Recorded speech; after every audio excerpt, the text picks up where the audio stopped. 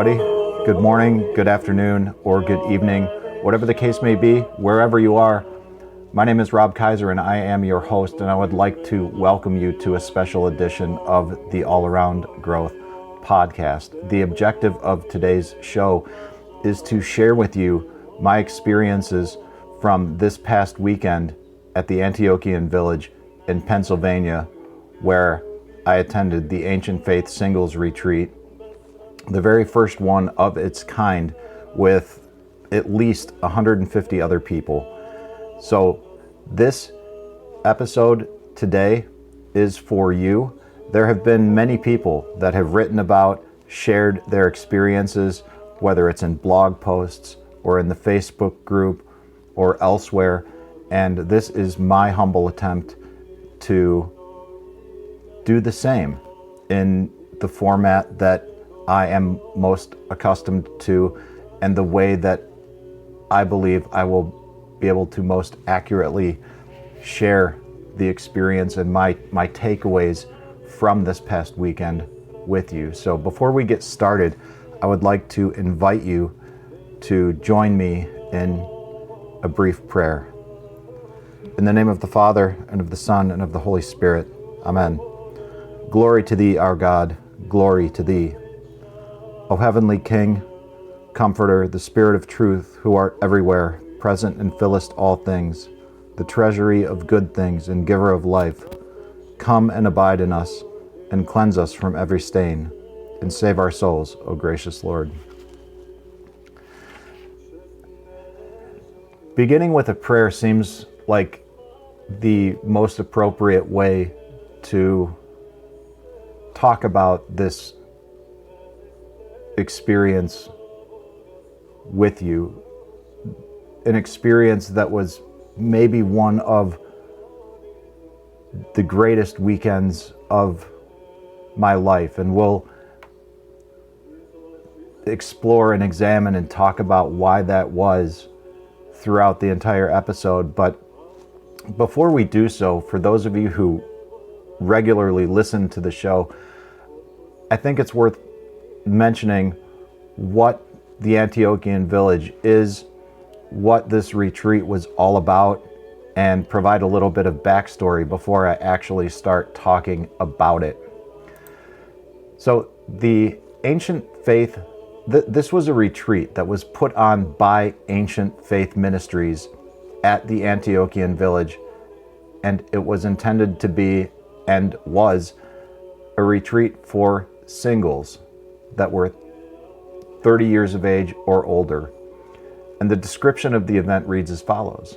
The Ancient Faith Singles Retreat, ages 30 plus, is a gathering of Orthodox Christians who are at least 30 years of age, unmarried, single, divorced, or widowed, and living in the world. The weekend will include daily matins and vespers and Sunday Divine Liturgy. The group will participate in interactive, leader-led discussion sessions, opportunities for community service, games, and social activities, and free time for relaxation and fellowship. There was an opportunity for you, or any attendee for that matter, to have a single room or register for a room with 1, 2, or even 3 roommates. And the grounds of the Antiochian Village were absolutely amazing. But before I talk about that, let's talk about Ancient Faith Ministries and learn exactly who Ancient Faith Ministries is, what they're all about, and why this took place in the first place. Okay, so Ancient Faith Ministries, and you can read more about Ancient Faith at ancientfaith.com, and I'm just reading from the About page. Ancient Faith Ministries exists to carry out the Great Commission of Jesus Christ through accessible and excellently crafted publications and creative media that educate, edify, and evangelize, leading to a living experience of God through His Holy Orthodox Church. Ancient Faith Ministries is a department of the Antiochian Orthodox Christian Archdiocese of North America with a pan-Orthodox outreach. Now, Ancient Faith Ministries consists of 4 separate departments at this time. Ancient Faith Radio, which is an online audio and video programming, including 2 24-hour internet-based Orthodox radio stations, live call-in programs, and an extensive list of downloadable Orthodox content. It also consists of Ancient Faith Publishing, which produces books, booklets, and brochures for adults and children by many of the best Orthodox writers in the English-speaking world. Thirdly, there's the Ancient Faith Store, which sells books, translations, booklets, brochures, icons, greeting cards, calendars, liturgical items, gifts, jewelry, music, and more. And finally, there's Ancient Faith Films, which is a growing library of original video productions of Orthodox teaching, conferences, documentaries, interviews, and more. Different from our video podcast offerings, these films are unique, full-length features on a wide range of topics related to Orthodox Christianity. Now, like I said, Ancient Faith hosted this event, and I originally learned about this event in mid-January of this year, 2024. This event has been in the works and has been planned since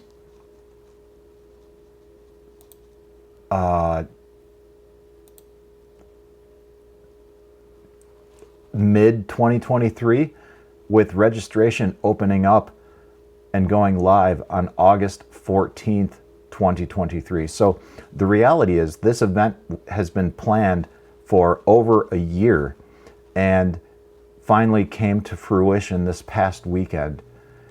It was the first weekend of its kind, the first singles retreat that's ever been hosted like this. And to be very clear, this was not a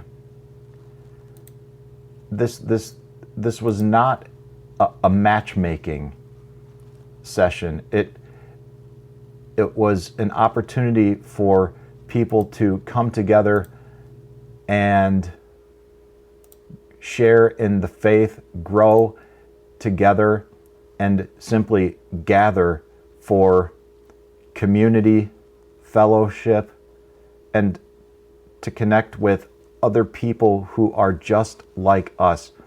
People living in the world, meaning not as a monk in a monastery or in a convent or anything like that, just regular, everyday lay people who are Orthodox Christians and at least 30 years of age. So we came together at the Antiochian Village, which is located in the beautiful Laurel Highlands of southwestern Pennsylvania, just 6 miles north of the historic town of Ligonier. Owned and operated by the Antiochian Orthodox Christian Archdiocese of North America, the Antiochian Village was established in 1978 through the vision and leadership of the Archbishop Metropolitan Philip, who dreamed of a place where the faithful of all ages could meet, worship, and become closer to God, away from the distractions of daily life. And now, 45 years after its founding, I feel confident and very comfortable saying that this mission has been accomplished and accomplished quite successfully. Metropolitan Philip, upon the founding of the Antiochian Village in 1978, said, quote, "Thus, my friends, when you become weary, depressed, tired of life, empty, laden with heavy burdens, when you lose direction of life and communion with God, go to the mountain, to the Antiochian Village, and you will find rest." And my friends, rest is what I found. I left that weekend with a full heart, hope, and simply feeling refreshed. It was amazing. There's a Facebook group for the ancient faith, titled "The Ancient Faith Orthodox Christians Singles Outreach," and all I could think to write and share, as so many people were doing when we returned after the conference, was a simple post. And my post read as follows: after a drive back to Medina, Ohio, in silence, reflecting on the past few days with everyone in attendance at the Ancient Faith Singles Retreat, the thing I'd like to say most is thank you. Thanks to Melinda and the rest of the Ancient Faith Ministries team for organizing this, the Antiochian Village Conference and Retreat Center for hosting the event, and everyone in attendance. It was a joy to connect with each of you in the ways that we did. My heart is full from the conversations and experiences we shared together. Being surrounded by so much authenticity and love over the past few days has left me with a full heart, and with little else I feel is appropriate to say other than thank you, and to communicate with deep gratitude my appreciation for the opportunity to get to know you better. I look forward to cultivating these relationships further and connecting with those whose paths remained uncrossed or were unable to make it to the event. May God bless each and every one of you. And if you're listening to this, I mean that. Thank you. You and everyone that was there contributed to something that I can confidently say has changed my life. Not only at the event, but your involvement in the church is contributing to this very change that I'm talking about. And this change in my life is something that has been represented throughout the entire duration of this podcast. I've been doing this show since late 2020, and it has covered a wide range of topics. The nature of the show has changed, and that is right in line with and represents effectively, at least to the best of my ability, the change that's taken place in me personally. And over the past couple of years, through my involvement with the Orthodox Church, that change has been not only accelerated, but optimized, for lack of a better term. I am learning how to embrace and become the best version of myself that I can be. It's giving me the opportunity to become the man that God wants me to be. And for that, all I can say is thank you. Thank you for being a part of it. I felt like I connected with all of the family that I never knew I had this past weekend. Like I said, there were at least 150 of us in attendance, and we all arrived sometime Thursday afternoon. Check-in began at 3 o'clock, and I made a point to leave early Thursday morning. It was about a 3-hour drive. It's a 3-hour drive approximately for me from where I live in Medina, Ohio, to the Antiochian Village. But I drove 4 hours to visit Falling Water, which I will link to in the show notes for any of those who are not familiar with what Falling Water is. But just to provide a little bit of context, let me just share with you what Falling Water is. Falling Water is the house that was designed in 1935 by renowned American architect Frank Lloyd Wright, who lived from 1867 to 1959.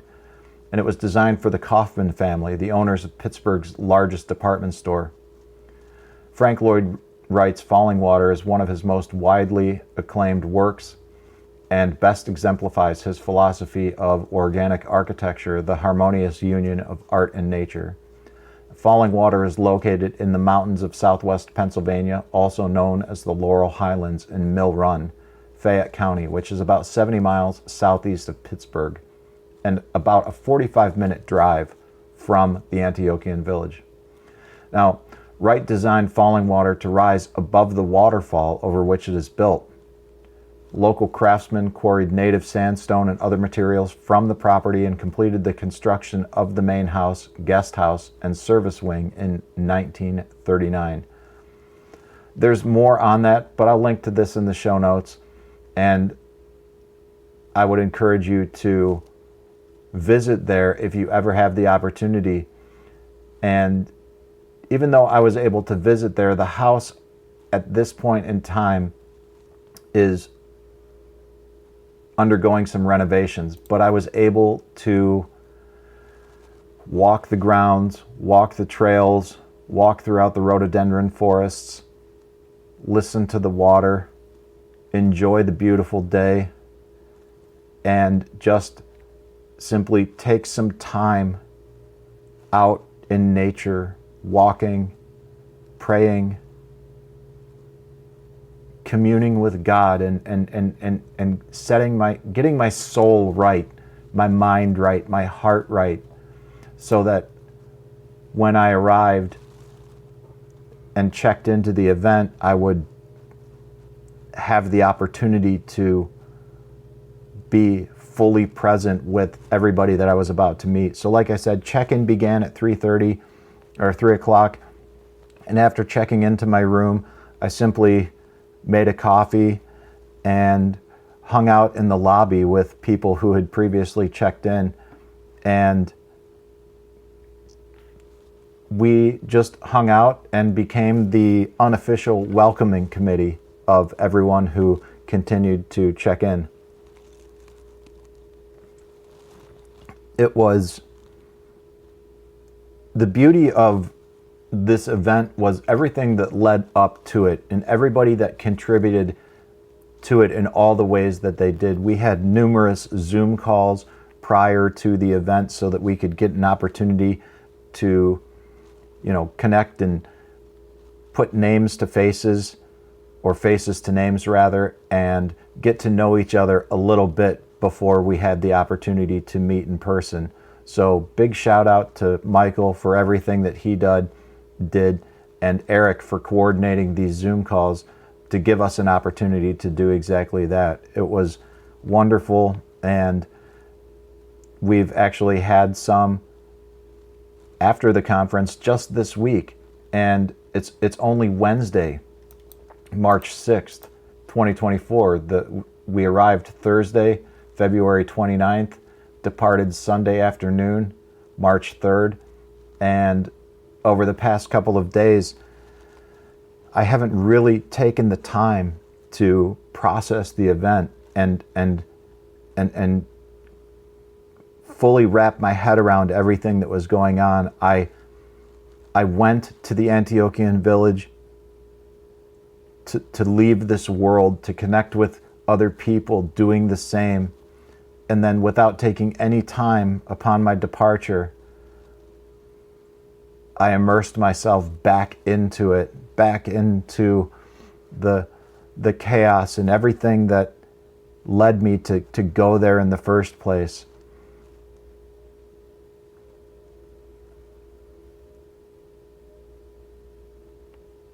And I felt like I was doing myself and God a disservice by not taking the time to sit back and reflect on the events that took place on Thursday night, Friday, Saturday, and Sunday morning and afternoon.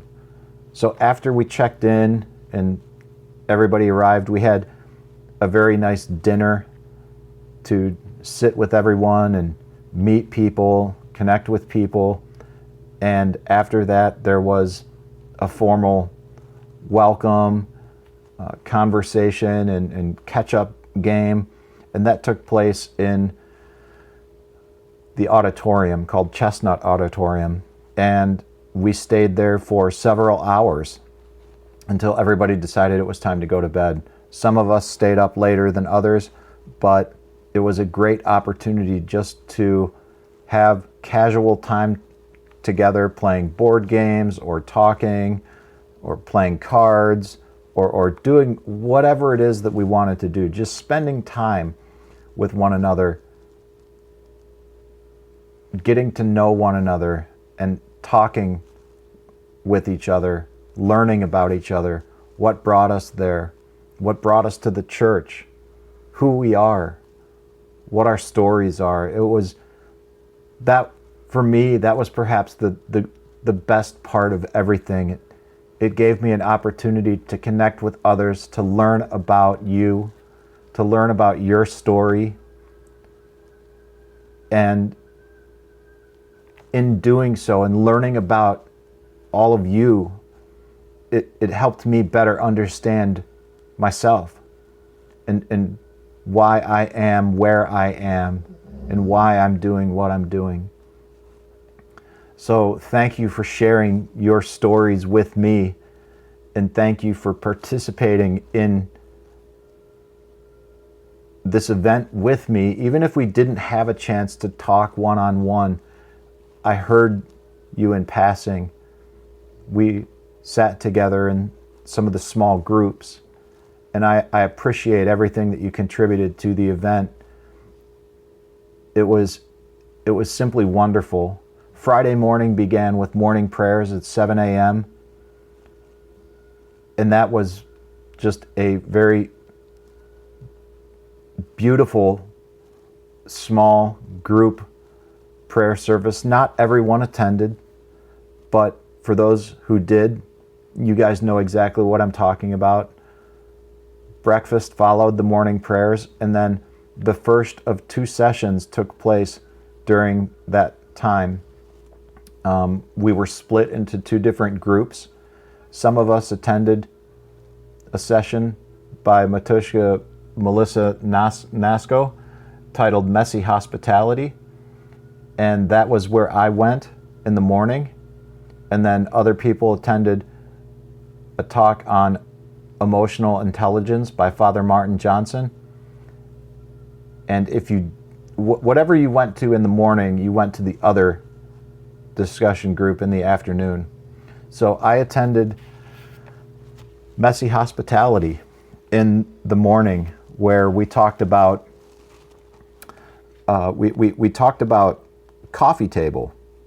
And it's not the piece of furniture, but she discussed the Norwegian concept of hygge, spelled Hygge, and it was more of the vibe of hospitality. So when we talk about coffee table, when she told us about coffee table, it wasn't so much the item, it was the activity that we do.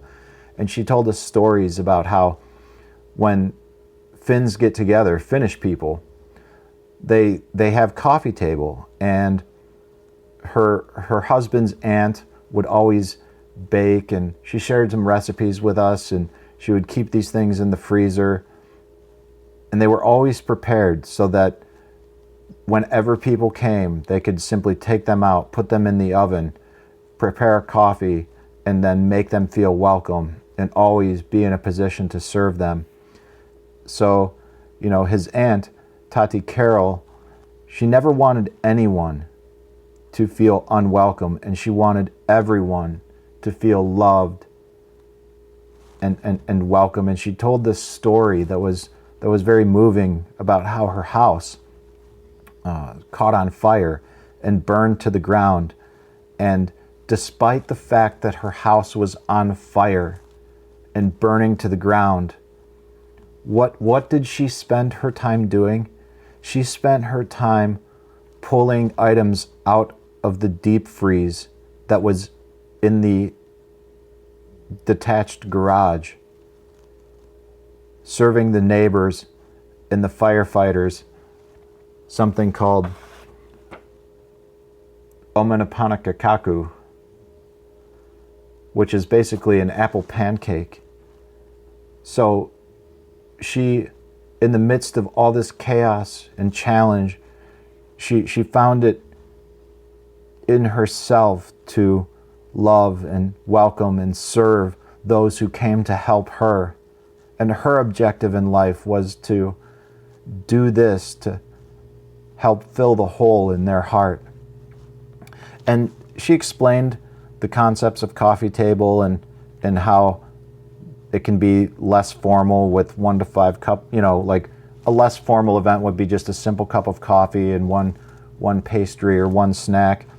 But the more cups you have, the more formal the event is. And she gave a lot of little tips on how to make small portions and not turn this into an overwhelming thing, because we have a tendency in America to create these events that are complicated, that require a whole house cleaning and a lot of preparation that goes into it. And these events are very stressful. But the idea was that these are simple events that can be held frequently, that don't require a lot of preparation. Pull something out of the freezer, stick it in the oven, make a coffee, sit down and talk. It's not an all-day affair. It's just something that's done routinely and regularly with people to make them feel welcome, to make them feel loved. And the whole concept of this was absolutely fantastic. And a lot of people likened this to the American idea of an open house or a block party, and instead of a potluck. So there was just a lot of great insight and talk about what we can do and how we can interact with each other and do so a little bit differently. And I've already shared some of this with my mom, so that here on the homestead at York Meadow Farm, we can begin to host little coffee tables or coffee hours and do so regularly, because connecting with people is the very thing that makes us human. And this weekend was evidence of that, restoring my faith in humanity, just seeing and experiencing all of the love within every single person that was there. It was absolutely breathtaking. And this is why it's taken me a couple of days to simply process what's going on and get myself in a position to where I could actually share this with you, right? So at any rate, after the morning session, we had some free time, and that was where I took some time to go through my own life. And I went into this event feeling stressed. And one of the things that was suggested to me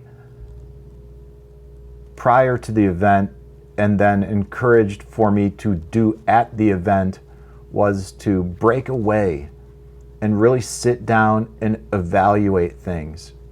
And this comes from Rachel, who is a big supporter of the show. And she suggested that I make a list like my friend Kiriki said, which was a list that details out every commitment that I have, everything that I have to do. Make another list of all the things that I dream of doing, a list of the things that make me happy, things that I do to wind down, and just take time to analyze and assess and evaluate what's going on in my life and why I am stressed and feeling the way that I am. A day to just simply evaluate and break down what's going on. Because if you don't know, one of the things that I deal with personally in my life is a chronic neurological condition. I have epilepsy, and I've had this since the age of 13. And some of the people who have made suggestions like the suggestions that Rachel made also deal with chronic conditions. And they had to do something similar. Several people had made mention to me about this. Rachel was the one that broke it down in a very simple way and gave me a framework to follow. And in order to address their health concerns, because they were taking on too much, trying to do too many things, they were getting burnt out on life, and it was having negative consequences with regard to their health and well-being. And so they ended up having to understand what it is that they do so they can say no to certain things. And that is what I find myself trying to do right now. So during that first session of free time, I actually took some time in the library and began making my list. And it was difficult because the reality is, like you, there's a lot going on in life. And it was difficult for me to take a hard look at what is going on in life, but I did to the best of my ability. And then we all got together for lunch at 12 o'clock and then began our afternoon sessions. And in the afternoon session, I attended a session titled Emotional Intelligence by Father Martin Johnson. And it was a great presentation. He shared the presentation with us via email after the fact and was very clear with his desire to help us grow by freely giving us the presentation that he had. And I signed up, I put my name on the list, and by the end of the weekend, that presentation was already in my email inbox. So for anybody out there that didn't have the opportunity to get the presentation, if you're interested, then feel free to let me know, and I'll be happy to share the link with you so that you can see what he shared with us about emotional intelligence. And the long and short of it is, he views emotional intelligence as a tool, and it is especially applicable to our lives right now as we approach and enter into the Lenten season.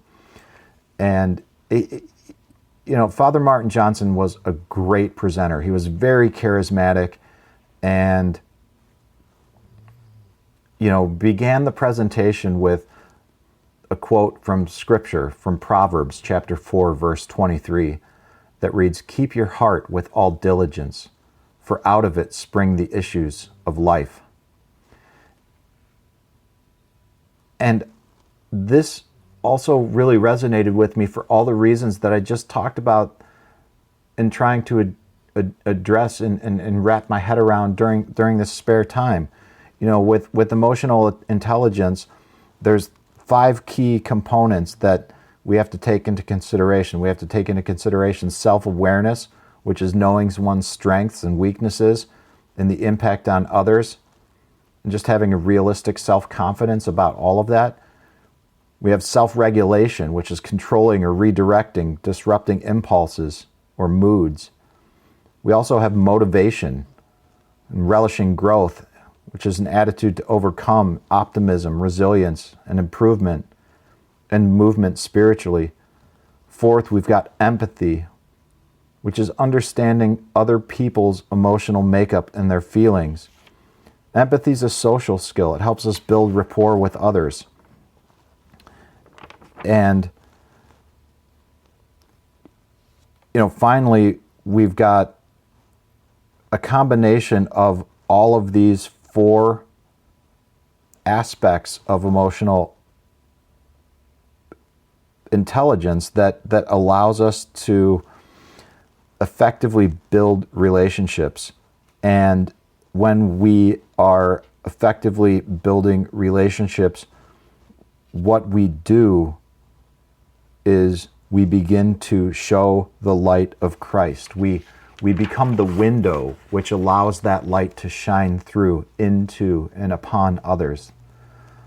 And as Orthodox Christians, he told us that we need to be holy and loving and compassionate and have a comprehensive understanding of what true orthodoxy is.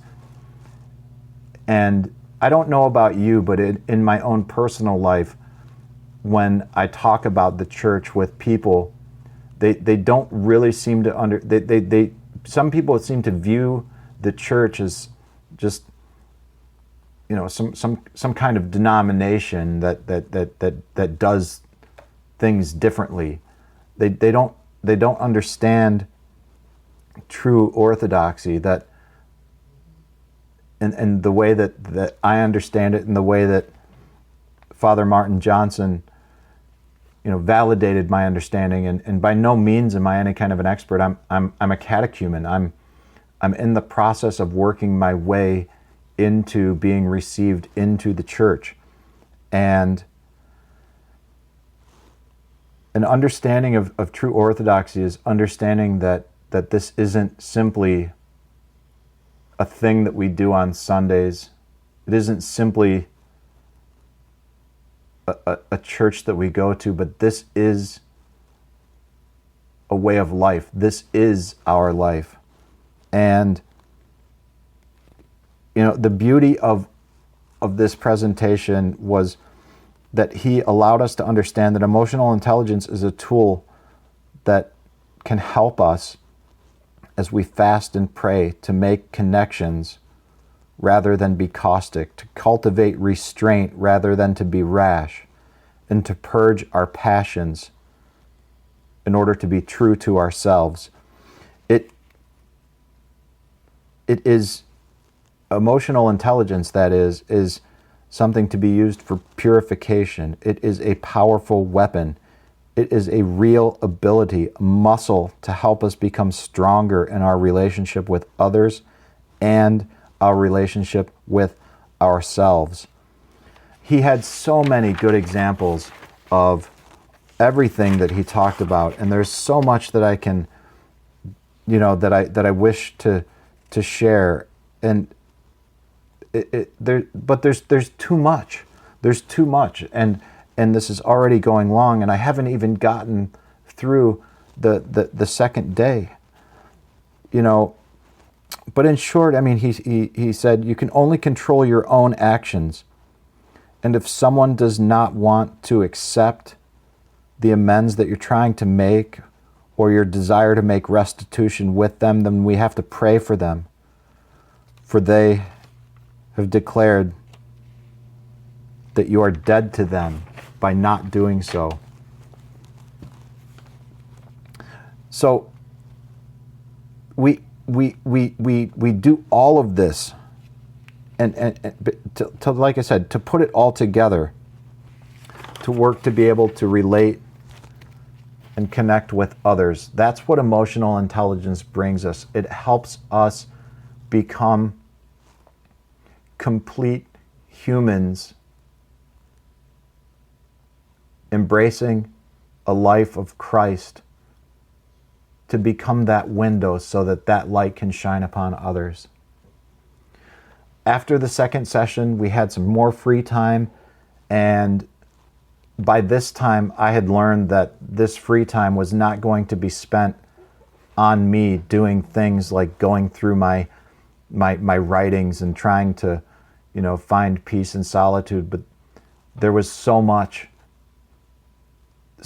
to do, so many people to connect with, people that were inviting me to walk the museum with them, people that were inviting me to just share in life with them. It was beautiful, and I was not going to give that up for the selfish reasons that I had in trying to find my own path. I need to do that on my own time, not in a situation like this. I wanted to capitalize on every opportunity to meet people and connect with people and cultivate relationships with people, because this was the reason why I was there. I didn't realize that at the time. I thought I was going to be able to have a retreat and take some time to myself and gain some clarity in life. But the clarity that I gained in life was the actual cultivation and deepening of relationships with people within the church and people outside of the church, so that we can bring them to an understanding of what a relationship with God actually means. Because I think for most people, a relationship with God is not what we understand it to be. And in short, what we as Orthodox Christians believe a relationship with God is love. Love in all ways. Love for all people. Love for all things. Love for this life, and knowing that this life is short. But there's so much more than this life and this world. God is love. And as Orthodox Christians, it is our responsibility to demonstrate that in our life, so that other people can see that in our life and try to embrace just a little bit of that as we share it with them. Because if people can experience just a fraction of the joy that I feel and the change that has taken place in my life, then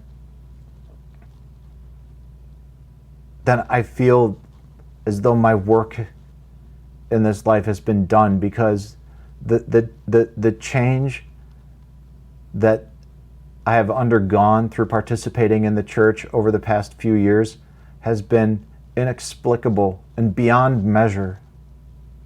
And if someone can experience just a little bit of that, it will open the door and allow them too to become a window in which the light of Christ can shine through. After the afternoon free time, we went to the grave of Saint Raphael, whose remains were moved to the Antiochian Village shortly after its founding in 1978 from Brooklyn, where he was originally buried. I learned a lot about Saint Raphael. I didn't know much about him, but I knew that he was revered in the church, my home church of St. George in Akron. And I will link to this in the show notes so you guys can see what I'm referencing and all of these other articles that accompany this brief description of St. Raphael. But our father among the saints, St. Raphael, Bishop of Brooklyn, was the first Orthodox Christian bishop consecrated on American soil.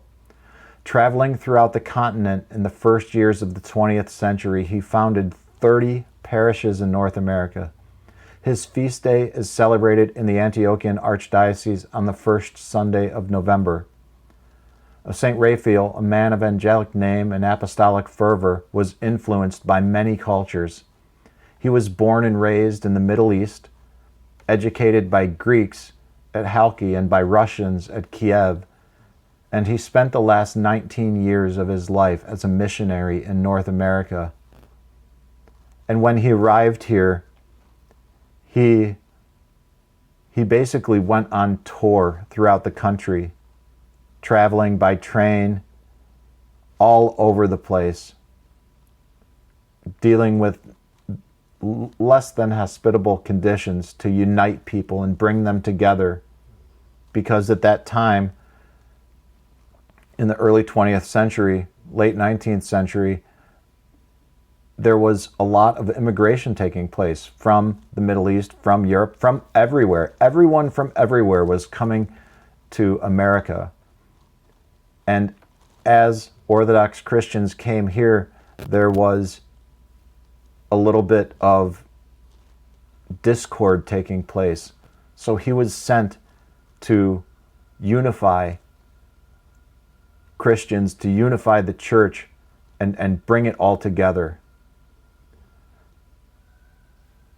So in closing, there are several themes that emerge as the story of St. Raphael's life unfolds. The first is the mysterious way in which God led him from his native homeland to the shores of the American continent. The second is his submissive attitude to the providence of God. And the third is his love for the people of God. Though during his lifetime he was neither a wonder worker nor a clairvoyant elder, St. Raphael embraced a life of total abandonment of self for the service of God and his fellow man, a life of true spiritual asceticism. And we learned about that and more as we held a service of supplication at the grave of St. Raphael. And it was beautiful, and it was moving, and I don't know what to say. As Father Paul Hodge, who was there leading the prayer services in the morning, leading the service of supplication, and leading liturgy on Sunday, as he spoke about St. Raphael, he got emotional because the life that this man led was so moving. May we all embrace some of the characteristics that St. Raphael embraced in his life here, serving the people of God. What a beautiful, beautiful service, a beautiful man. And may St. Raphael pray for all of us.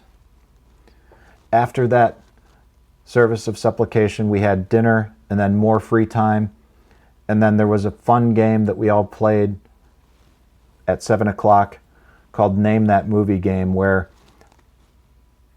there was about 40 different soundtracks of movies that were played. And we had to write down what we thought the movies were. And we were all broken up into small groups and tables. And eventually there was a winner that got 33 out of the 40 correct. But it was just, again, another structured way for people to connect and get together and play a game. And then after that, there was more time to have tea and cookies and, spend time in the bookstore or play board games down in the auditorium where we were, and just continue connecting with one another. And that's exactly what so many of us did. Saturday morning began again with morning prayers in the chapel, followed by breakfast. And the food there was abundant and it was delicious. And the people served us with love and care and compassion. And it was just an amazing time. The morning session that I attended on Saturday rather, was titled Living in an Abundance Mindset. And it was small discussion groups that were led by a woman named Molly Saborin. And it was fantastic because she put this together and worked with someone else named Cynthia Damascos, who was a functional nutrition and lifestyle coach. And that really struck a chord with me because of my own past experience with functional medicine and functional nutrition and lifestyle coaches, because a big part of why I do this show in the first place, and a big driver behind why it's been done the way it's been done, was because of Dan Miller, author of the book 48 Days to the Work and Life You Love. Rest in peace. May his memory be eternal. Dan Miller was a driving force in creating the life and work that you love. And she made it very clear that our thoughts determine our lives, and that our life depends on the kind of thoughts that we nurture. And if our thoughts are peaceful, calm, meek, and kind, then that is what our life is like. And that was spoken by Elder Thaddeus of Vinetka. From Our Thoughts Determine Our Lives, the life and teachings of Elder Thaddeus. I'll try to link to that in the show notes as well. She referenced scripture, Psalm 34, verse 14. Turn from evil and do good, seek peace and pursue it. Basically, turn, do, seek, pursue. These are all action items that we can take in our life. So much of what she said was so appropriate to everything that I had previously mentioned in trying to accomplish in that first session of free time, trying to understand my life and everything that's going on. You know, St. Porphyrios said, "Do not fight to expel the darkness from the chamber of your soul, but have the light of your life." As St. John said, you know, Molly encouraged us to be empty vessels so that we can be filled with the light of life, that light of love, the love of God. And we have to get away from this scarcity mindset and move towards this abundance mindset. And there were a bunch of discussion questions that she guided us through. Like, how do you let light into your life, into your mindset? You know, things through morning routines, and people discussed that. The second question was, how do you let light into your living space, into your workspace, into your environment? And lots of good things that were discussed, lots of notes that I took from people. Finally, or thirdly, we discussed how do we let light into our body, into our relationships. And lastly, well, honestly, I don't know what the last question was. I kind of lost track throughout the discussion, but the overall idea was letting light into our life, sharing that light with others. And not necessarily physical light, as some people thought. And maybe I'm wrong. Oftentimes I am. But I think when she was talking about how do we let that light into our life and how do we share that light with others, we're talking about the light of Christ, the love of God. What can we do to share that with people? And it was an incredibly appropriate discussion for where I am at this current point in time in my own life. And I'm very grateful for Molly and grateful for that discussion. And that was it. We had more free time after this. There was the ability to make service.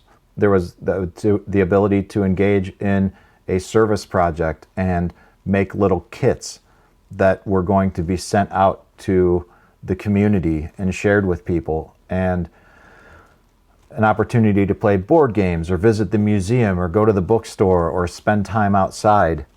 And again, I found myself walking the museum, being invited to the museum with people, spending time with people, just going wherever I was led. And generally, I was led to participate in something with someone or a group of people, and it was beautiful. I'm very grateful for all of the time spent with everyone who I encountered. Again, we had lunch, and then we had another last session of the day on Friday by Father Paul Hodge, which was titled Finding Your Orthodox Christian Path. And a lot of what he talked about appeared to be largely inspired by the works of Father Thomas Hopko.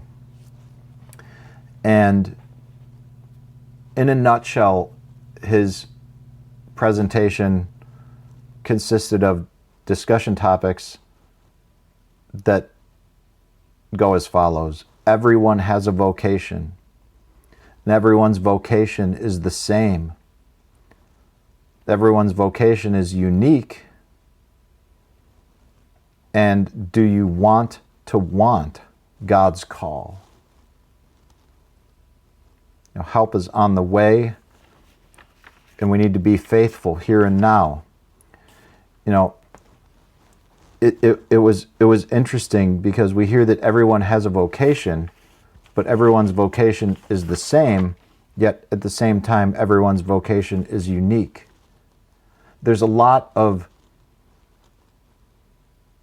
mystery, for lack of a better term, within the Orthodox Church, and Father Martin Johnson talked about this a lot. There is no straight answer within the church because many of the questions that we ask aren't simply yes or no or black or white, but he told us that many of the questions that we ask as Christians can be answered in the Orthodox Church through the Orthodox lens, if you will, by both and. It isn't simply a matter of one or the other. The answer is both and something else. More often than not, we're asking the wrong questions because we're using misguided thinking. You know, Father Paul mentioned that many of us are called to love their neighbor and to live in a way that pleases God, and that we are called to engage within the path of orthodoxy, not necessarily by becoming a monk or a priest, but we can participate and have and find our vocation in the church by simply living and embracing everything that goes along with being Orthodox. You know, he talked about predestination, or the understanding that there's a reason for everything, and that it's okay to say to yourself sometimes, this is happening to me for my humility. Because so much of life is suffering. And when we collaborate with God on the cross, we suffer what we must here and now, and so obtain to know and reveal the divine glory in the coming age of days. That was one takeaway from Father Paul that I left with, that really stuck with me. And the fact that everyone's vocation is the same, that at the end of the day, no matter what we do, whether we're a doctor, a lawyer, a garbage man, whatever, our vocation in this life is the same. Our vocation is being human. We are all called to be saints, because in the church we become holy. And in the church we are not alone. Our bond is to become one with our humanness, collaborating with God to share in His holiness. And again, there was a lot that was mentioned, direct quotes from Father Thomas Hopko, and I look forward to reading more of his work.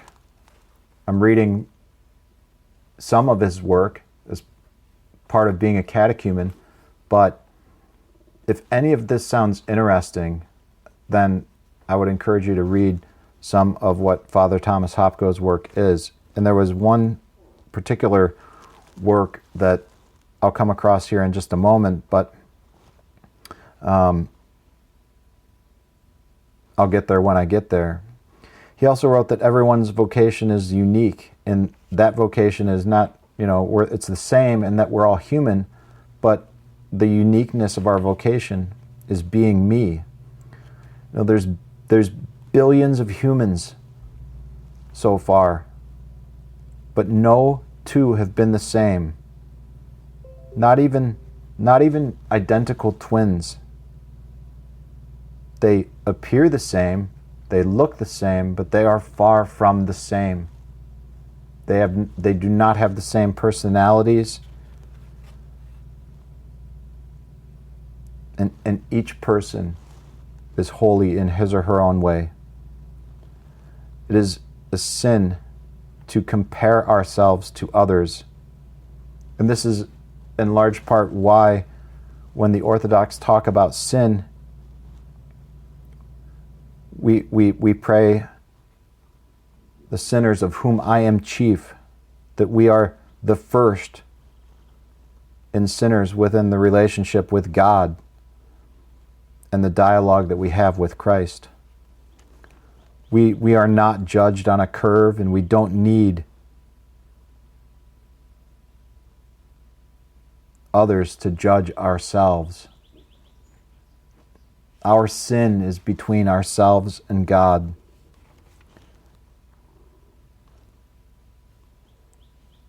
He mentioned that many of us are holy on account of their sufferings, and shared a brief story, if you will. Not even a story, more like just a reference of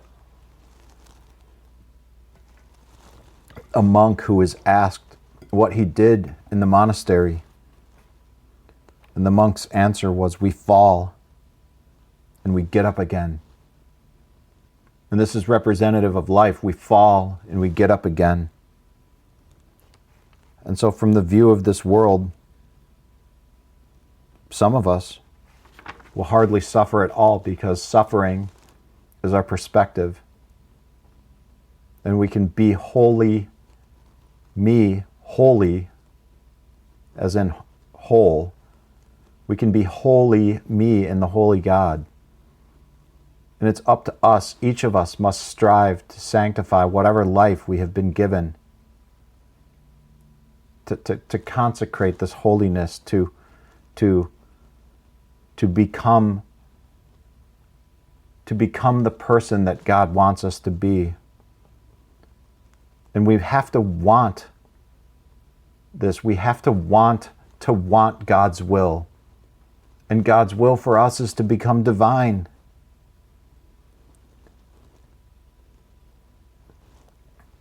He talked a lot about how monks and priests operate in the world, and talked a lot about Saint Sophrony and how he dabbled in Eastern religions, and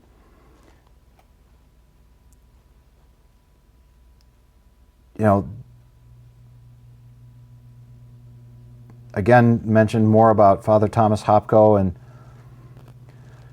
how he wrote about the bad news of the good news. And the bad news of the good news is that finding one's vocation sounds easy, but there are few who will find it.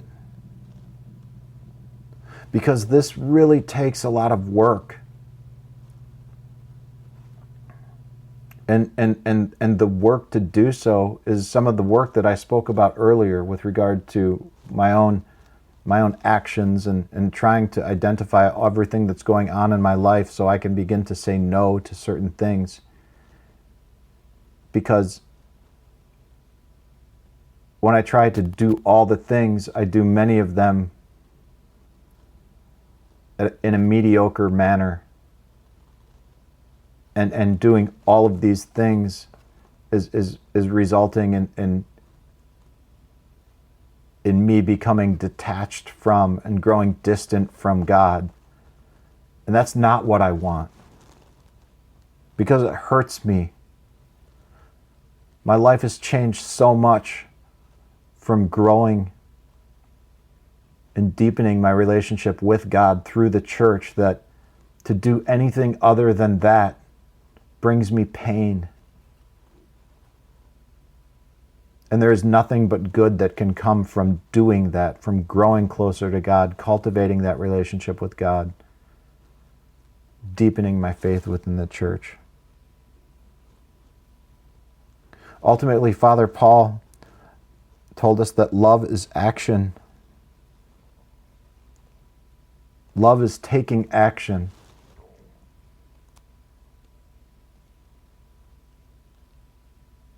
And sometimes the actions that we have to take mean saying no.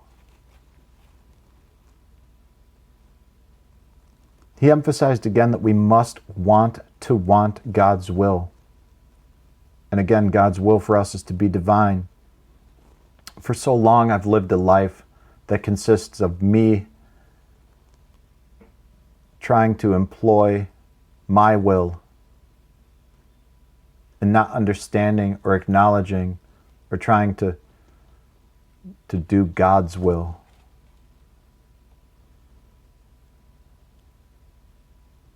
He said, the trouble with being... let me rephrase that. He said, let it be to me according to thy word. And he said that self-will can destroy the fruition of our call. St. Augustine of Hippo wrote that my heart does not rest until it rests in thee. Again, we have to want God's will. He continued speaking and continued encouraging us to understand that help is on the way. Help is in the way, and the truth, and the life. And that in order to move forward and overcome our struggles, we have to ask God's help directly through prayer and the mystical life of His church. Because the reality is we can't understand so much of this life, this faith, this God that we have, this ineffable, indescribable, unapproachable. It's not unapproachable. We can most certainly approach Him, but we will never understand. This is the beauty of the mystery, right? He encouraged us to seek guidance from those who He has found and those who have followed His calling. Our angels, the saints, our spiritual Father. These are things that we can do every day to seek help, to find guidance. We can prepare and participate in the services and the sacraments of His church. And in doing so, we grow. We work towards becoming divine. And lastly, we seek the way, the truth, and the life by consuming and being consumed by the holy sacraments. Saint Seraphim of Sarov wrote, we do this like being a fish in the water.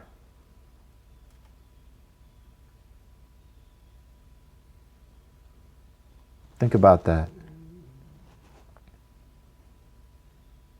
We seek the way, the truth, and the life by consuming and being consumed by the Holy Scriptures, like a fish in the water.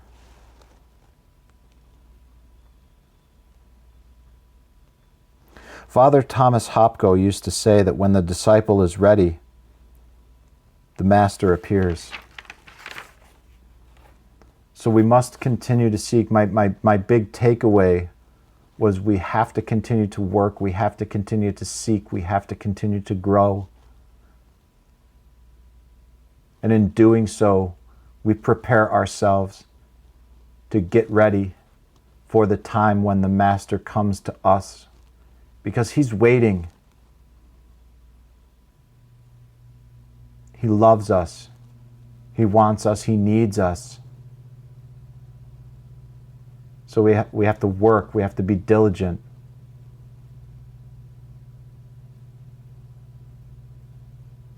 And it's not easy. It's simple, but it's not easy.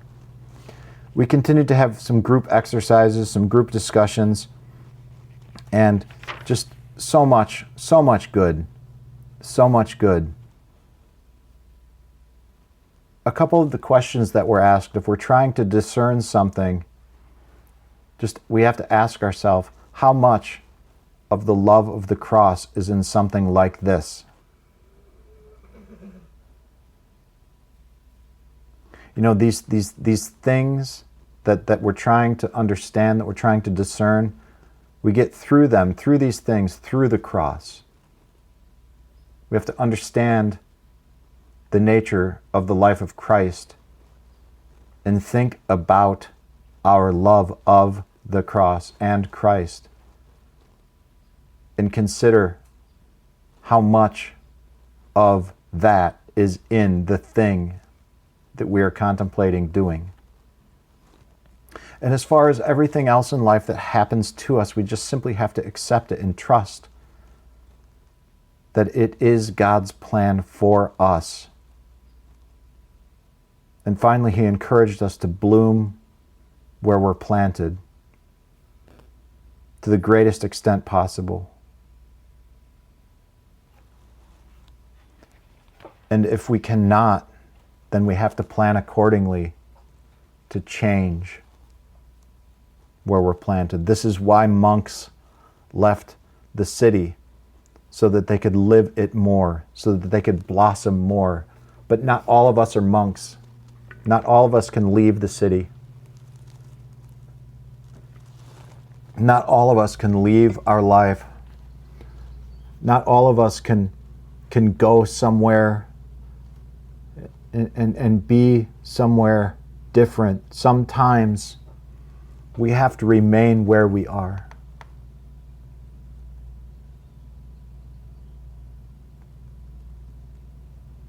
Sometimes the life that we live is the cross that we bear.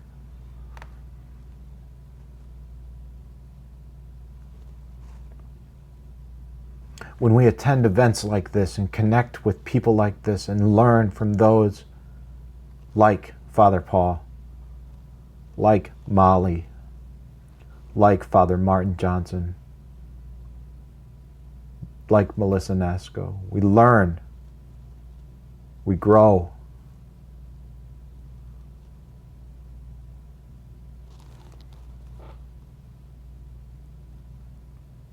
We become better able to bloom where we're planted.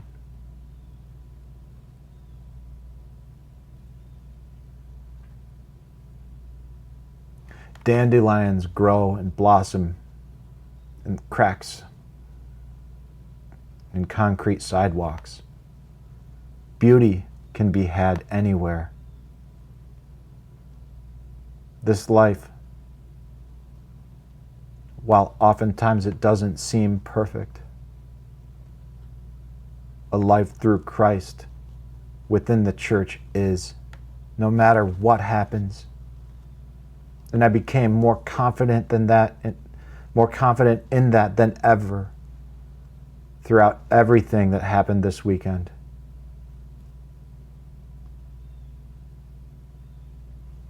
It was beautiful. Learning and loving and sharing and growing. After the afternoon session, we had more free time. Then we had a vespers service in the chapel.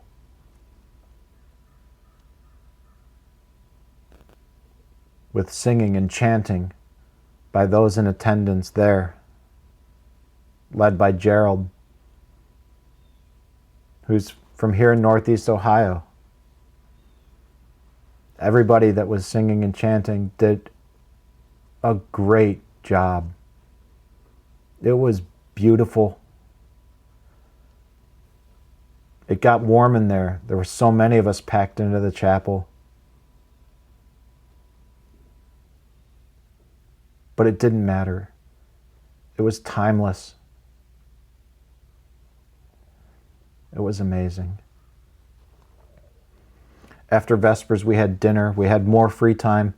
And then we gathered together at 7 o'clock for a bonfire with s'mores and marshmallows and chocolate and graham crackers and everything that you would think of to have at a bonfire. Some people brought drinks. There was a lot of coffee had. There was just anybody was doing whatever you wanted to do. Bookstore, board games, But just a lot of time, a lot of people hanging around a bonfire, talking, sharing, learning, growing. And then later on that night, we had a speed dating session, which was mildly chaotic. Most of us had never engaged in any kind of speed dating. It was a little bit overwhelming, but it was a great time to give everybody an opportunity to connect with people that maybe we didn't connect with. Many of us stayed up late Saturday night because we had the opportunity to sleep in a little bit more Sunday morning, because morning prayers didn't start at 7 a.m. Matins started at 9:15, and that was followed by Divine Liturgy, and that took place at the St. Ignatius Chapel on the campsite of the Antiochian Village. A beautiful, small chapel, and again, people singing and chanting did such a fantastic job of elevating the worship experience of everyone in attendance that all I can do is say thank you to those who did for coming together with such short notice and having very little practice beforehand. It was a beautiful thing, and I don't know what to say other than the fact that it was absolutely wonderful and beautiful, and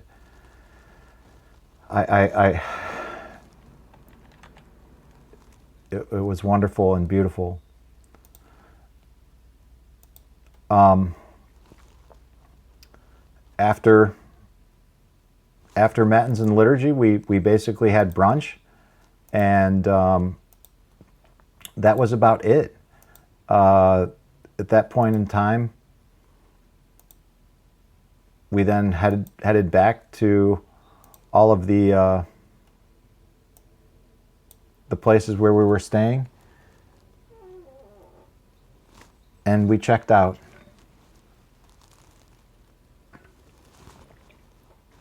I had brought some Antiochian with me, which is the blessed bread, and I shared that with some people upon departing, and I spent some time at the bookstore, and I was maybe one of the last ones to leave because I didn't want to leave.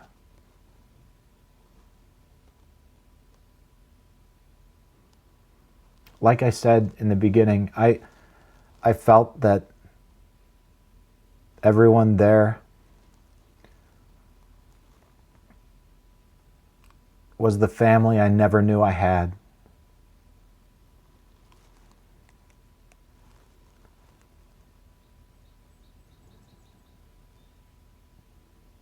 But eventually I did, and I drove home in silence, with a full heart, thinking about what had taken place over the past 3 days.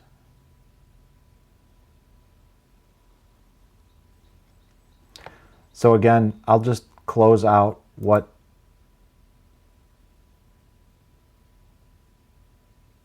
what I initially wrote in the Ancient Faith Orthodox Christian Singles Outreach Group after the event, because this is really all I can think of to close out this podcast and my synopsis of the weekend. After a drive back to Medina, Ohio, in silence, reflecting on the past few days with everyone in attendance at the Ancient Faith Singles Retreat, the thing I'd like to say most is thank you. Thank you to Melinda and the rest of the Ancient Faith Ministries team for organizing this, the Antiochian Village Conference and Retreat Center for hosting the event, and everyone in attendance. It was a joy to connect with each of you in the ways that we did. My heart is full from the conversations and experiences we shared together. Being surrounded by so much authenticity and love over the past few days, it has left me with a full heart and with little else I feel is appropriate to say other than thank you, and to communicate my deep gratitude, my appreciation for the opportunity to get to know you better. I look forward to cultivating these relationships further and to connecting with those whose paths remain uncrossed or who were unable to make it to the event. May God bless each and every one of you. And for all of you listening out there, thank you for taking the time to listen to this. I hope that this, for those that attended the event with me, I hope that this brings back some memories and gives you an opportunity to reflect on many of the same things that I reflected on.